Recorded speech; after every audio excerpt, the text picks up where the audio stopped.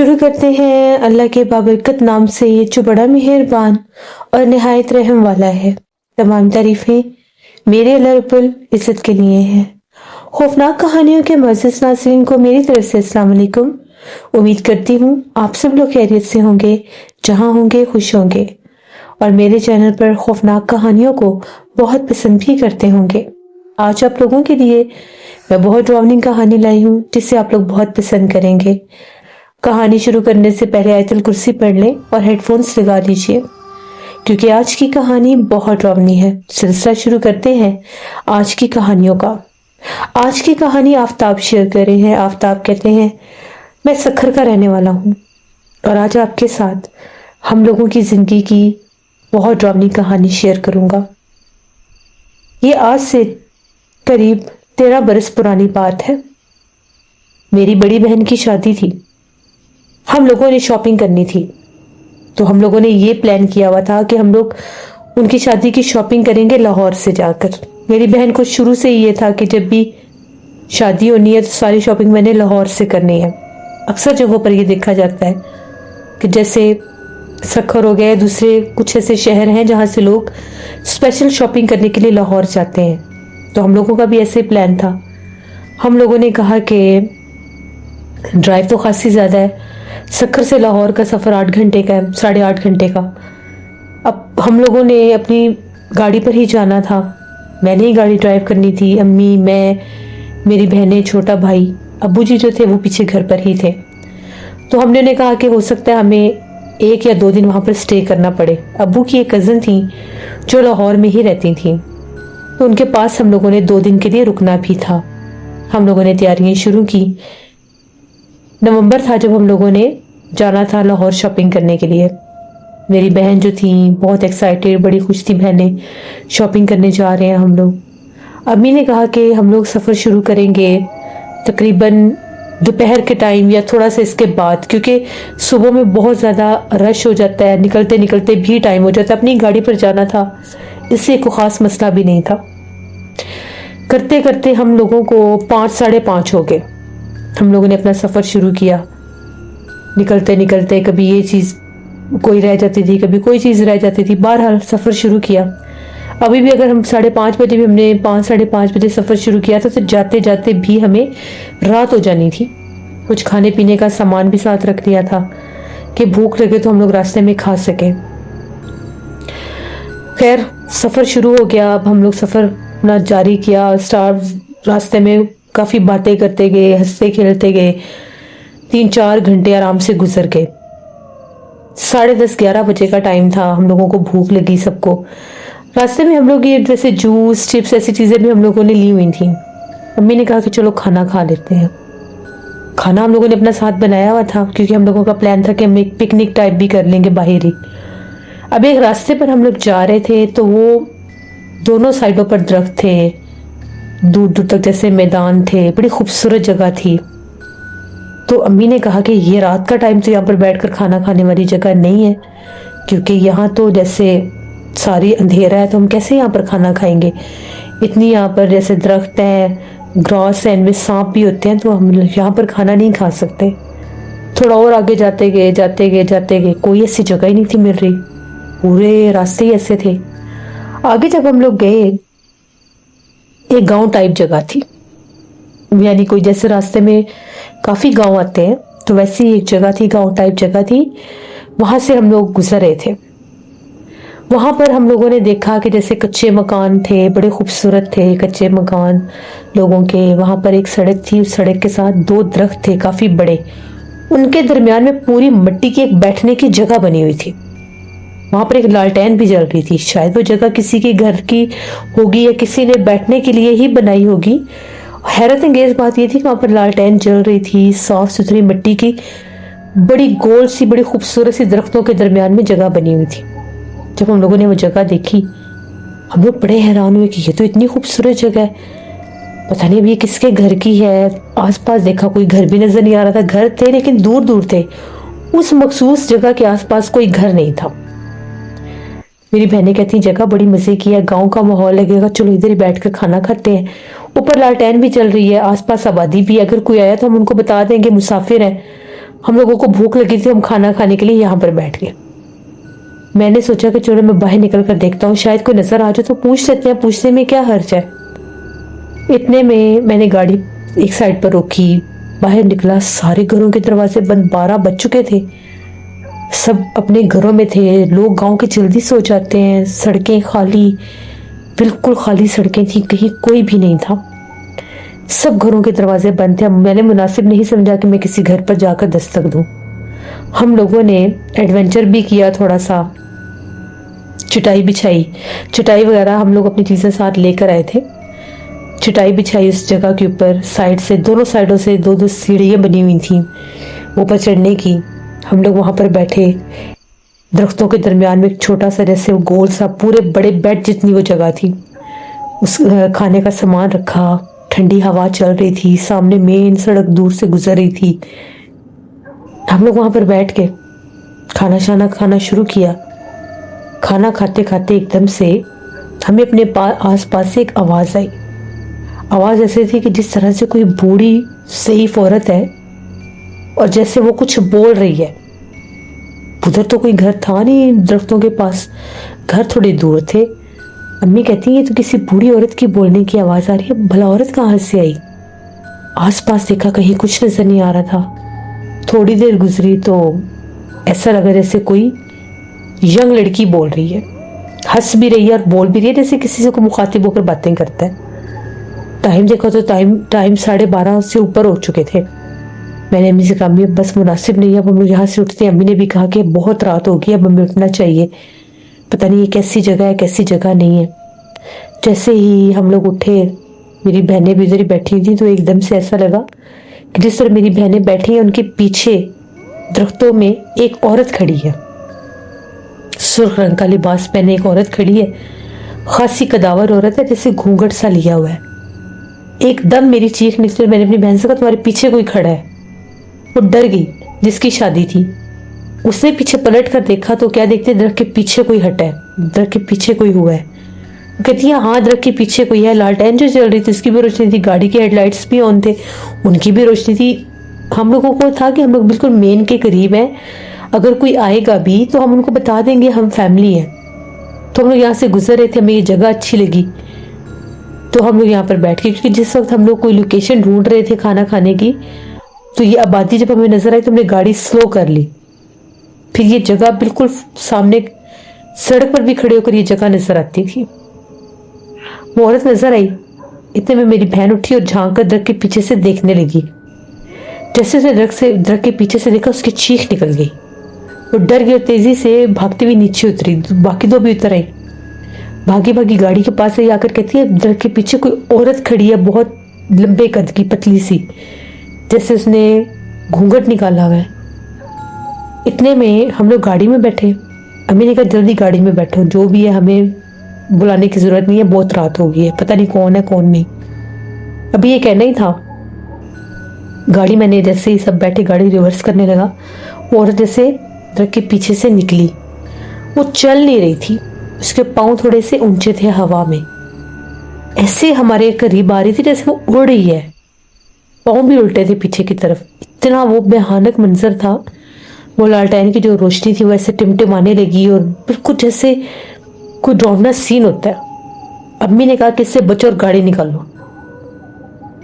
जैसे मैंने गाड़ी मेन की तरफ टर्न की, उसकी तो एक खौफनाक चीख गूंजी, बहुत ऊंची चीख थी। वो हमारे पीछे की तरफ भागी। ठंडी हवाएं चल रही थी। बताया मैंने कि नवंबर का मौसम था, लेकिन वो वाली ठंड इतनी शदीद नहीं थी। हम लोगों ने गर्म कपड़े भी पहने हुए थे, लेकिन बहुत इंजॉय किया था हम लोगों ने।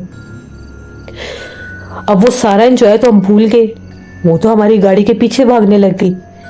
खौफनाक इतना लंबा उसका चेहरा था, वाज़े तौर पर पीछे भाग रही थी।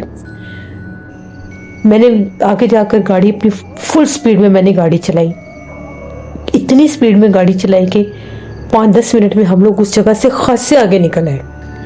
हम लोग इतने हैरान, इतने खौफसदा कि ये हुआ क्या है हमारे साथ। अभी भी हम लोग ऐसी जगहों पर थे जैसे वीरानों की जगह होती हैं। इतनी तेज गाड़ी चलाते चलाते चलाते चलाते एकदम से जैसे मैंने गाड़ी रोकी, सब परेशान थे कि हुआ क्या है। हम लोग डिस्कस करने लगे कि ये क्या था। अम्मी कहती है अक्सर ये जो गांव देहात की जगह होती हैं वहाँ पर बड़े बड़े पुराने कदीम दरख्त होते हैं, उनके पास जिन्नात का बसेरा होता है। लेकिन ये तो आसपास आबादी थी, हम वीराने में तो थे नहीं, और हमें तो ये वहमो गुमान में भी नहीं था कि यहाँ पर कोई ऐसे कोई चीज़ जाहिर होगी, अपना आप जाहिर करेगी। बहरहाल हम लोग बहुत ज़्यादा डरे हुए थे। गाड़ी स्टार्ट करने लगा, गाड़ी स्टार्ट नहीं हो रही थी। ऊपर से टाइम 2-2:30 का टाइम होने लगा था, आधी रात। अगर हम लोग कॉन्टिन्यूस अपना सफ़र जारी रखते तो अब तक हमने पहुंचने वाले होना था लाहौर, लेकिन अभी तो हम लोग आधे दरमियान रास्ते में थे, बड़े परेशान। ऊपर से अबू का फ़ोन आया कि आप लोगों ने कुछ बताया नहीं, कहाँ पहुंचे हो, ये वो। हमने कहा रास्ते में है, बस पहुंचने वाले हैं। उनको परेशान नहीं करना चाहते थे, गाड़ी स्टार्ट नहीं हो रही थी। हर मुमकिन कोशिश की गाड़ी स्टार्ट हो, आगे जाकर भी चेक किया गाड़ी को, इंजन देखा, सारा कुछ देखा, कहीं कोई मसला नहीं महसूस हो रहा था, बस गाड़ी चल नहीं रही थी। अब मैंने कहा कि आयतुल कुर्सी पढ़ो सारे, अल्लाह पाक करम करेगा। इतने में ऐसा महसूस हुआ जैसे सामने से साइकिल से कोई आ रहा है। ऊपर लालटेन है या लाइट है, जो भी है, लाइट भी थी साथ, कोई साइकिल पर था, मोटरसाइकिल नहीं था। तो हम लोग क्या देखते हैं कि एक बूढ़ा सा आदमी था, वो हमारी गाड़ी के पास से गुजरा। हमने उससे पूछा कि आगे कोई वर्कशॉप है, हमारी गाड़ी स्टार्ट नहीं हो रही। बड़ा अजीब सा आदमी था वो, बड़ा जैसे गुस्से वाला, और बड़ा जैसे अग्रेशन था उसमें, बड़े गुस्से से उसने हमारी तरफ देखा और कहने लगा मुझे क्यों रोका है तुम लोगों ने, जहाँ से आए हो वहाँ से ऐसे ही होता है। ये बात उस आदमी ने हमें की, जहाँ से आए हो वहाँ से ऐसे ही होता है। तो इतने में मेरी अम्मी कहती है कि इस बात का क्या मतलब है, आप क्या कह रहे हैं कि जहाँ से आए हो। तो वो कहने लगा तुम लोगों को नहीं पता तुम लोग कहाँ से होकर आ रहे हो, वो वहाँ पर रहती है, उसी ने गाड़ी खराब की है, मैं उससे मुकाबला नहीं कर सकता। हमने उसे कुछ बताया नहीं, हमने उसे कुछ कहा नहीं, वो खुद से ही बोलने लगा। इतने में हमने उससे पूछा कि बाबा आप क्या बात कर रहे हो। उसने अपना साइकिल भी जो था, उसने दोबारा से साइकिल जिस तरफ से ऐसा उसी तरफ उसने अपना साइकिल टर्न किया। इसी साइकिल चलाता चलाता दरमियान की सड़क में जाकर गायब हो गया। उस वक्त हमारी चीखें थी, चिल्ला रहे थे हम खौफ से, अल्लाह का नाम लिया, आयतुल कुर्सी, दुरूद पाक, जो मनते दुआएं मांग सकते थे मांगी। गाड़ी स्टार्ट की, गाड़ी स्टार्ट हो गई। बहुत ज्यादा हम लोग खौफजदा थे। गाड़ी स्टार्ट होगी, फिर मैंने गाड़ी को ब्रेक नहीं लगाया। फिर हम लोग लाहौर पहुंचे। हम लोग 5 बजे के घर से निकले हुए थे, शाम 5 बजे के, और हम लोग तकरीबन 4:30-5 बजे हम लोग लाहौर जाके पहुंचे। वो जो आंटी वगैरह थे, अंकल, वो बेचारे इंतज़ार कर रहे थे, बार बार राब्ते में थे वो लोग भी। हमने वहाँ किसी को कुछ भी नहीं बताया, बस हमने ये कहा कि गाड़ी ख़राब हो गई थी। रात जाकर वहाँ पर गुजारी। अगले दिन हम लोग 11-11:30 बजे उठे। सारे बड़े थके हुए थे, परेशान भी थे कि जो रास्ते में हुआ। किसी से बातचीत नहीं की, नाश्ता वगैरह किया, फ्रेश हुए। तकरीबन 3:30-4 बजे मार्केट के लिए निकल गए, शॉपिंग करने के लिए। अब सारी बातें दूर से आए थे, शॉपिंग हम लोगों ने अपनी कंप्लीट करनी थी। तकरीबन रात 12-12:30 बजे वापस आए शॉपिंग वगैरह करके, अच्छी खासी कवर कर ली थी शॉपिंग। अब अगला दिन था, अगले दिन शॉपिंग करनी थी। मेरी बहन जो थी जिसकी शादी थी, वो कुछ चुप चुप थी, बड़ी एक्साइटेड थी जब घर से आ रही थी, और जैसे गुमसुम सी थी, चुप चुप सी थी। अम्मी ने समझा पहले कि थकावट का असर है, शायद इसलिए ऐसी है। फिर अम्मी ने से पूछा कि बेटा तुम्हें क्या मसला है, तुम ना बोल रही हो, ना बात कर रही हो, क्या हुआ है। पहले कहती नहीं कुछ नहीं है, फिर अम्मी ने जब ज़बरदस्ती पूछा तो कहती है कि कल रात से जब से मैंने उस मखलूक को देखा, वो औरत थी या जो भी थी, उस वक्त से मेरी तबीयत नहीं ठीक। मुझे एक अजीब सी कैफियत है, मैं बता भी नहीं सकती। मुझे ऐसा लगता है जैसे कुछ है मेरे साथ। रात को जब मैं कपड़े वगैरह चेंज करके सोने के लिए आई हूँ, तो मैं स्टोर रूम से जब बाहर निकली तो मुझे ऐसे लगा कि जैसे मेरे पीछे कोई खड़ा था। मैंने पलट कर देखा तो कुछ भी नहीं था। फिर जब हम लोग सोए हैं, उस वक्त भी मेरे कानों में किसी की आवाज़ आ रही थी, जैसे मेरे कानों के पास आकर कोई बोल रहा है। अम्मी मुझे बहुत डर लग रहा है, कहीं मेरे ऊपर कोई असर तो नहीं हो गया। अम्मी ने कहा कि ऐसे ऐसे कुछ भी नहीं होता, वो बस तुम डर गई हो एकदम, कभी जिंदगी में ऐसा हुआ नहीं तो ये पहली बार हुआ है। तो बाज़ का तो चीज़ें इंसान के जहन पर सवार हो जाती हैं और कुछ भी नहीं है, कहने लगी चलें ठीक है। फिर हम लोग जैसे नॉर्मल सोए, सुबह जागे, फिर बाजार की तैयारियां थी, मार्केट जाना था। तो जब वो जाने लगे मार्केट, रास्ते में अभी हम मार्केट गए थे, चीज़ें देख रहे थे, कुछ चीज़ें लेनी थी। मेरी बहन की थोड़ी तबीयत ख़राब होने लग गई। वो एक मार्केट थी, वहाँ पर रश था बहुत, ये लोग चीज़ें ले रहे थे। तो कोई मांगने के लिए कुछ आया, जैसे ना कोई आता है और आकर कुछ मांगता है। कोई औरत थी, इसने पता नहीं उसको कुछ दिया है या इसने उसको देखा है, ये डर गई, ये चीखें मारने लग गई। आसपास बहुत लोग थे, रश था, वो लोग भी परेशान हो गए कि इनकी लड़की को क्या हो गया। इसने कहा कि वो औरत नहीं थी, मैंने बड़ी खौफनाक चेहरे वाली कोई औरत देखी है। वो सारा क्राउड था, बाजार था, सब लोग जैसे देख रहे थे। उन्होंने कहा यहाँ तो कोई ऐसी औरत थी ही नहीं। वो कहते हैं कि अभी इधर मेरे पास एक औरत आई है सुर्ख कपड़ों वाली, उसने मेरे से कुछ मांगा है। तो मैंने जब उसको पैसे दिए तो उसके हाथ जले, तो उसका चेहरा जला हुआ था और बड़े खौफनाक अंदाज से मुझे देखकर हंसी है। ये डर के पीछे हटी तो वो गायब हो गई। बड़ी इसकी तबीयत मेरी बहन की खराब हो गई। इसको बिठाया एक कैफेटेरिया में, वहां पर इसको कुछ जूस वगैरह पिलाया, कैफे था एक, कि इसकी कुछ तबीयत नॉर्मल हो। कुछ शॉपिंग रह गई थी, इसे बुखार हो गया मेरी बहन को बहुत सब। वो कहती है मेरे से नहीं शॉपिंग हो रही, मुझे घर छोड़ो। उसे गाड़ी में मैंने बिठाया कि अम्मी वगैरह थोड़ी सी शॉपिंग कर ले, तो हम गाड़ी में बैठते हैं। मैं उसको लेकर गाड़ी में बैठ गया, बाकी सब शॉपिंग कर रहे थे। थोड़ी देर गुजरी, वो फिर चीखें मारने लगी गाड़ी में बैठी बैठी। मैंने कहा अब तुम्हें क्या हो गया, तुम ठीक तो हो? कहती वो अभी फिर इधर मुझे शीशे की तरफ देख कर गई है, इस तरफ आई है, मुझे देख कर गई है विंडो से। मैं बाहर निकला, मैंने चारों तरफ देखा, कहीं कुछ था ही नहीं। अब वो जो कुछ भी था शायद उससे डरा रहा था, उससे दिखाई दे रहा था, हमें नजर नहीं आ रहा था। मैंने अम्मी वगैरह को बुलाया, वो लोग आए, हम लोग वापस घर पहुंचे 9 साढ़े 9 बजे। वो लोगों को बताया कि इसकी तबीयत खराब होगी, डर रही है बहुत ज्यादा ना, इसको कोई चीज नजर आ रही है। तो उन लोगों ने कहा कि यहाँ पर एक साइबर है, तो वहां पर इसको ले जाते हैं। ऐसे तो ये इसकी हालत खराब हो जाएगी अगर इसको कुछ नजर आ रहा है तो। फिर उसको वहां से लेकर गए। तो वहां पर जब गए, बुजुर्ग थे, पता नहीं वो इलाका कौन सा था, मुझे याद नहीं है। उधर लेकर गए, वो वहां पर एक बुजुर्ग थे, उनका एक छोटा सा घर था। उनके घर पहुंचे, ये लोग उनको जानते थे, इनको बताया कैसे से लोग आए हैं सक्खर से शॉपिंग करने के लिए। रास्ते में सर ये माजरा हुआ है, अब ये लड़की डर रही है, इसको कोई औरत नजर आ रही है। उन्होंने मेरी बहन को बिठाया, उन्होंने दम शुरू किया।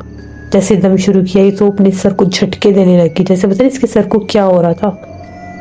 अम्मी भी डर गई, मेरी बहनें भी, जैसे पता नहीं इसको क्या हो गया। उन्होंने कहा कि ये बाकी की जो 2 लड़की हैं इनको कमरे से बाहर निकाल दो, कोई अनमैरिड लड़की यहाँ पर नहीं होगी। वो बाहर चली गई, मैं भी बाहर निकल गया। अब अम्मी, अंकल, आंटी वो लोग अंदर थे और मेरी बहन थी। उन्होंने दम वगैरह किया, उसकी चीखें हमने सुनी, हम लोग बहुत डर गए, पता नहीं इसको क्या हो गया है।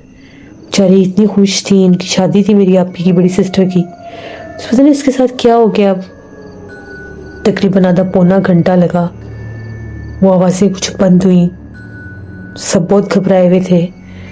फिर उन लोगों ने जैसे कहा कि अब आप इसको ले जाएं, कल फिर लेकर आए। हम लोगों ने कल घर वापस आना था, लेकिन अब मजबूरी उसके लिए रुकना पड़ा हमें।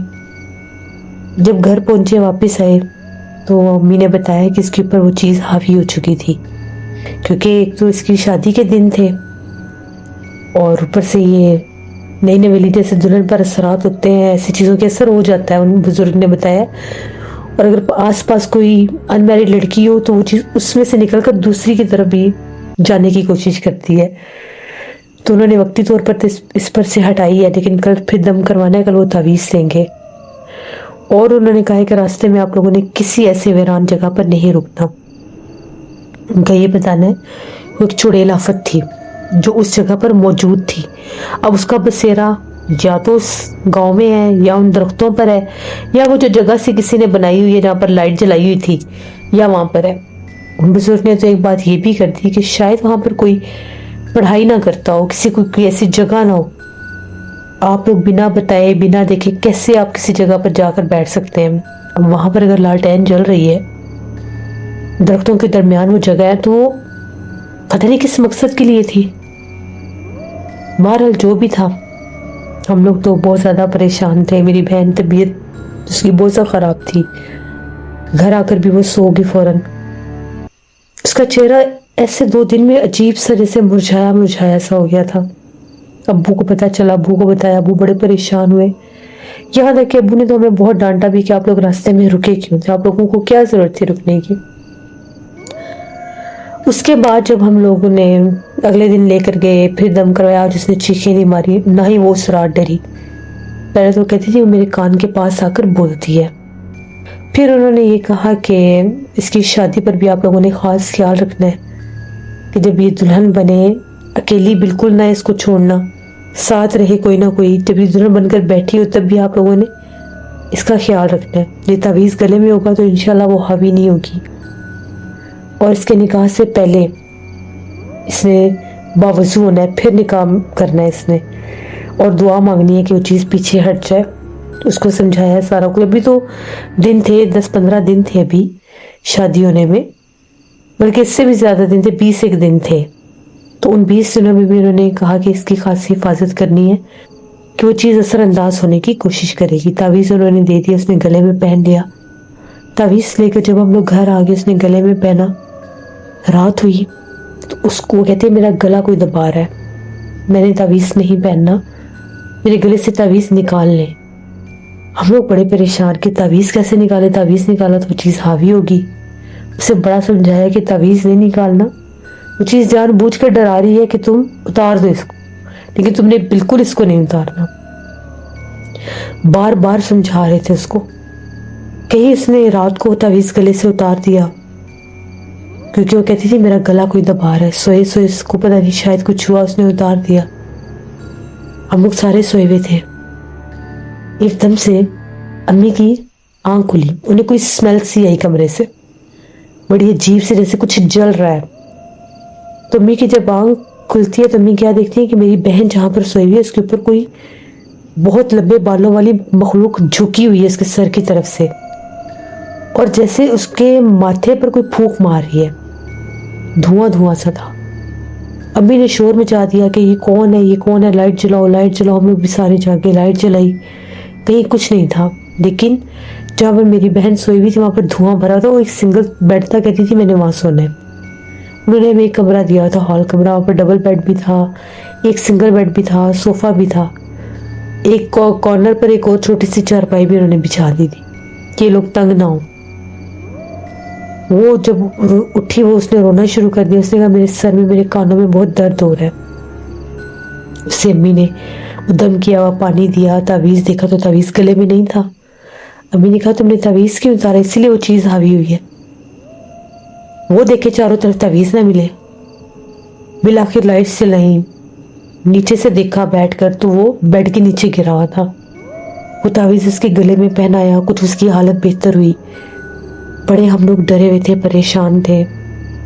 उनके घर से भी जैसी आवाज़ें आई जैसे छत पर कोई मौजूद है, जैसे छत पर कोई भाग दौड़ कर रहा है। बहुत ज़्यादा हम लोग परेशान थे कि अब क्या करें। उसके बाद फिर जैसे ही सुबह हुई, आज हम लोगों ने वापस आना था। हम लोगों ने सोचा कि उन बुजुर्ग से होकर ही हम लोग वापस जाएंगे।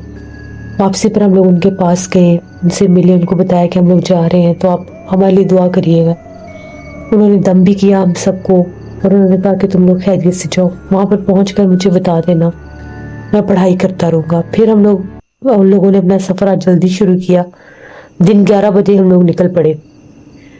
रास्ते में हम लोग जब उस गांव के पास से गुजर रहे थे तो मेरी बहन की तबीयत ख़राब होने लग गई। वो घबराने लग गई, डरने लग गई। हमें तो पता ही नहीं था कि हम उस गांव के पास हैं या हम लोग वहाँ से गुजरे, क्योंकि हम लोग रात में गए थे, रात में इतनी समझ नहीं आती। उसने कहा कि ये वो गांव है, ये वो जगह है जहाँ से वो मेरे पीछे लगी है। उसको अम्मी ने कहा कि तुम आंखें बंद कर लो, आयतल कुर्सी पढ़ो। उसके कानों में शोर सुनाई दे रहा था, पास तो कोई नहीं आ सका। मुझे भी वो सड़क याद आ गई वहाँ से गुजरते गुजरते, जब हम लोग रात को वहाँ पर गए थे। 12 शाम तकरीबन हम लोग 9:30-10 बजे घर पहुँचे। उसके बाद अभी भी उसे बहुत सा बुखार था, वो अलग परेशान थे। कुछ दिन मेरी बहन की तबीयत बहुत सा ख़राब रही, वो बहुत ज़्यादा डरती रही, चीखें मारती थी, कहती थी मुझे ऐसे लगता है कि कोई मेरा सर दबा रहा है, कभी कहती थी कोई मेरे पाँव जैसे बहुत जोर से पकड़ कर खींचता है। मैं शीशे के सामने खड़ी होती हूँ तो मेरे पीछे काले रंग का कोई साया नजर आता है। कुछ वो नफ्सियाती दबाव भी था, नफ्सियाती असर भी हो गया था, कुछ वो मखलूक भी हावी थी। बड़ी मुश्किल से उसे समझा बुझा कर हम लोगों ने उसको आदी किया उस तावीज़ का। वो तावीज़ से डरती थी, कहती थी मैं पहनती जाती हूँ, मेरी तबीयत ख़राब हो जाती है। वो जो आमिल थे उन्होंने ये बात की थी कि ये थोड़ी सी तावीज़ से डरेगी लेकिन उतारना नहीं है।